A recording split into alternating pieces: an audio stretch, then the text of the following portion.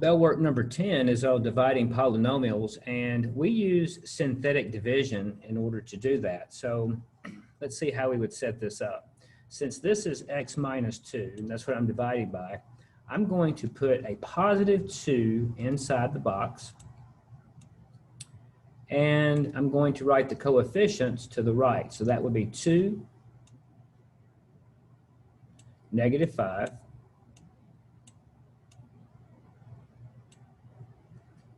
three, and 7.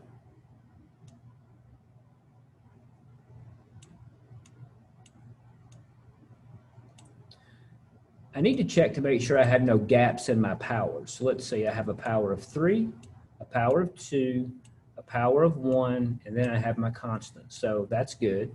Now let's just go through the process. The first thing I'm going to do is bring the 2 down. And then I just multiply 2 times 2, and that gives me 4. When I add that column, I get a negative 1. Then 2 times negative 1 is negative 2. When I add that column, I get positive 1. And finally, 2 times 1 is 2. And when I add that last column, I have my remainder here, which is 9. So how would we write that? Well, if we go back and look at the original problem, we started off with a power of 3.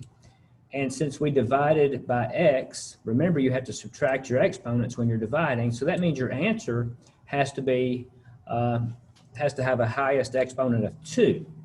So let's see, that's going to give me 2x squared minus 1x plus 1 with a remainder of 9 out of x minus 2. So this is the answer here. And problem number 2.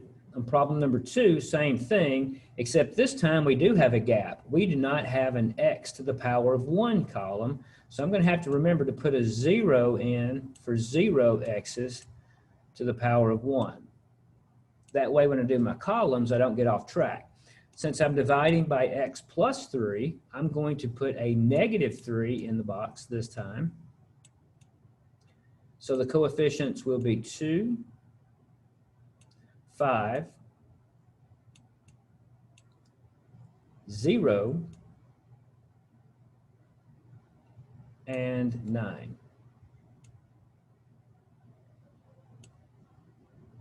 Now let's go through the motions here. I'm going to drop the 2 down to get started. And then 3 times positive 2 is negative 6. When I add this column together, I get negative 1. And then negative 3 times negative 1 is positive 3. When I add that column, 0 plus 3 is 3. And then negative 3 times positive 3 is negative 9. And when I add that column, I get a 0 remainder. Okay.